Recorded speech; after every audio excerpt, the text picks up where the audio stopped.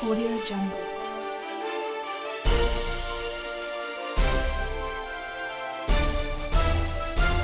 Audio Jungle.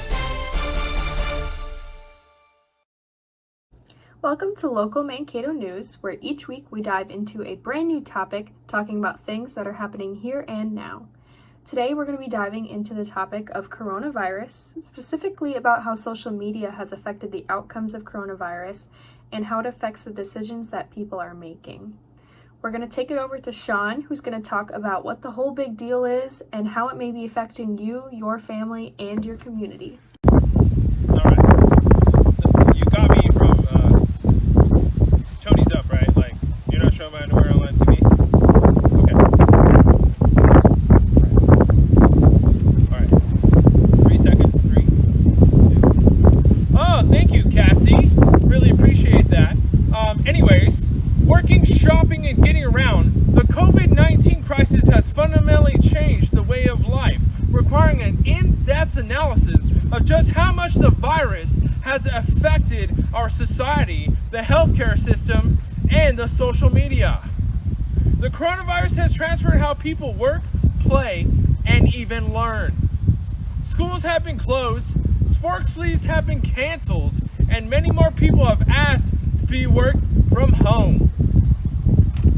Social distancing has demanded by most communities, requiring people to maintain a distance between other people and often at least 6 feet apart. Doctors and nurses working to exhaustion and putting their very lives at risk to fight against COVID-19. As a nation, the United States has been minimizing contact with other people and avoiding public transportation whenever possible, according to the CDC. Limiting non-essential travel, skipping social gatherings, and not going to crowded bars or sporting arenas or even sporting bars. While social distancing is required to contain the spread of the coronavirus, others have chosen to not follow the guidelines, such as wearing masks or avoiding large groups of people.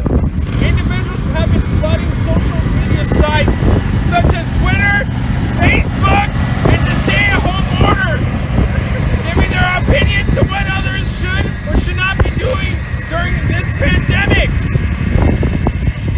The use of social media sites combined with COVID-19 has led to education, awareness, and unfortunately also ignorance due to the infectious disease, where this directly affected healthcare personnel. COVID-19 has touched all aspects of our lives, and people try to deal with varying degrees of difficulties and worries that they have been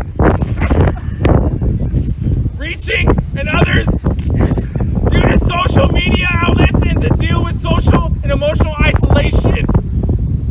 Such social media outlets have profoundly impacted how people function as individuals and as a collective society.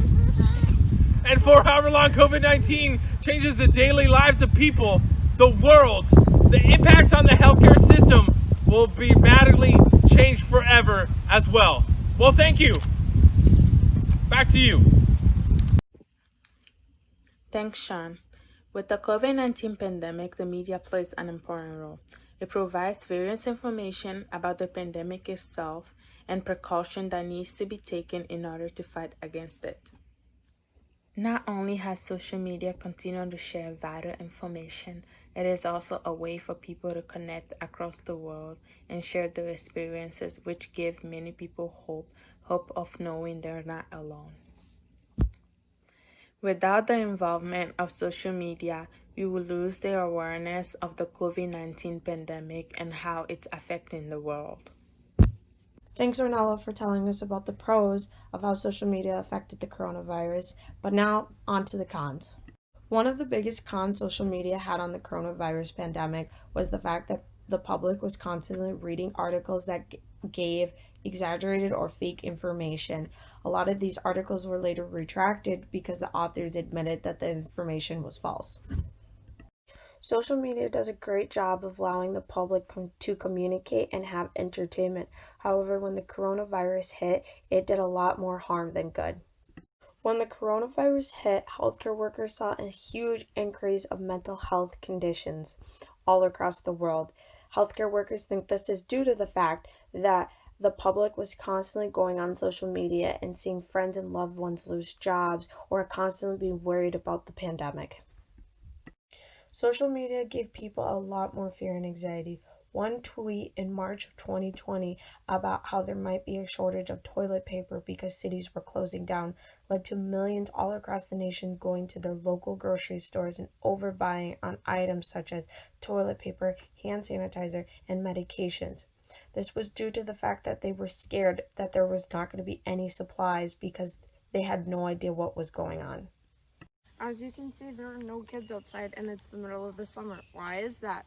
Social distancing. Now on to you, Cassie, to tell us about that. Thank you, Lauren.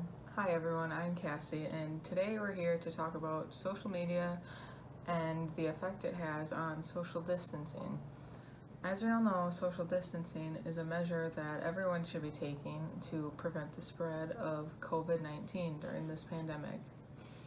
There are a lot of different opinions being spread all throughout media about the guidelines and social distancing and if it's right or if it helps or not. So how are we supposed to know what's true and what's not?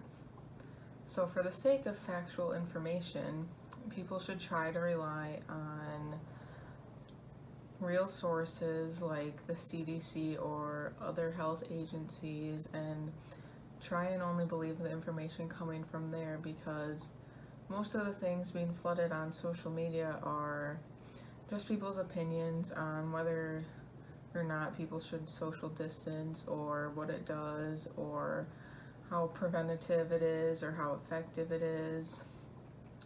So social distancing does affect all age groups, but particularly it's shown to be harder for teenagers and young adult aged people, because social interaction at this age is very important to mental health. And if a kid were to see their friend, for example, post on social media and he or she is with friends, it may cause that kid to have the mindset that social distancing doesn't really matter and that they can not social distance too, which could further spread COVID-19. As you can see, social media has good and bad effects of preventing the COVID-19 spread. There's good effects because during all the stay-at-home orders, young adults were able to stay in communication with each other. They were able to use apps such as Snapchat, Facebook, Instagram, Twitter, and so on to communicate through memes, just talk to each other in general, and stay in touch with each other. So overall, social distancing is one of the measures that we as citizens can take to try and prevent the spread of COVID-19, and it can be twisted as in if it works or not, or if this person does it, then do I have to do it? If she's not doing it, why should I have to? So social media can give us those kinds of looks at it and make us feel like it's not important, but in the end it is. And there's good and bad sides of social media during this pandemic, but overall we just need to try and social distance the best we can and make sure that our information is coming from a reliable source. And that's all I have for today. Back to you, Madison.